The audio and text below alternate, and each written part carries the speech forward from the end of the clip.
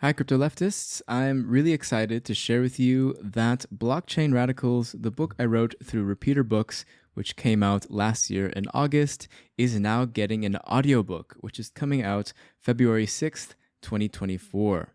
So, what you're about to listen to is a sample of the introduction read by the narrator of the audiobook. You can already pre order the audiobook if it's still before the date that it comes out. Otherwise, you can get it on basically all of the different audiobook stores that are out there. Just check out the show notes if you want to get yourself a copy, and I'll have a list of links where you can get the audiobooks. So yeah, if you're someone who prefers to listen to their books rather than reading it, now you have no excuse to check out Blockchain Radicals and learn about how you can talk about blockchain from a left-wing point of view. So I hope you enjoy. Suddenly, crypto, once a shorthand for cryptography, and now also for cryptocurrencies, was, for the first time since Occupy Wall Street and the financial blockade of WikiLeaks, occupying center stage in a political and economic crisis.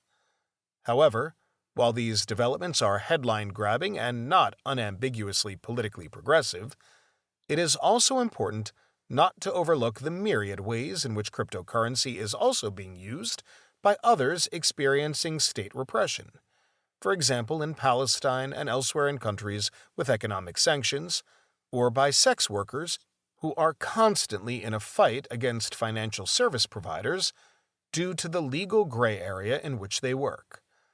For many who don't have the privilege of proper financial services, turning to cryptocurrency has been one of their lifelines. Why then has blockchain been greeted with such hostility and skepticism by much of the left? One of the earliest critiques of Bitcoin, the first and most famous of the cryptocurrencies, was David Columbia's The Politics of Bitcoin, Software as Right-Wing Extremism. His argument was largely that Bitcoin's right libertarian origins meant it was predisposed to having utility and application only for a right-wing agenda, if any at all.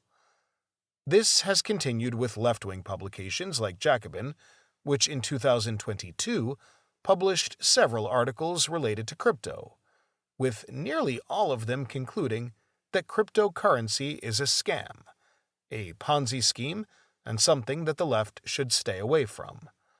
A look through many of the claims made and the sources cited in these articles show that few of the writers properly understood many of the basic technical principles and workings of the technology, making their claims weak for people who are actually working on the infrastructure they are critiquing.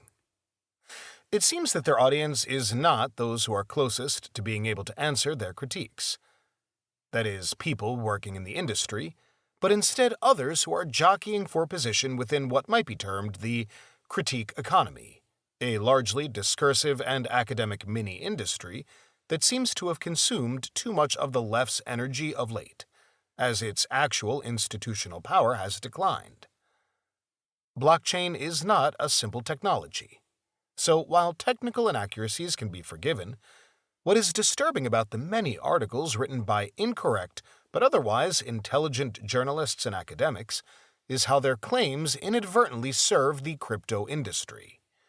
By taking the socio-political descriptions of what cryptocurrencies or blockchains are at face value, these critics are inadvertently doing the job of the crypto marketers and hype men they so despise.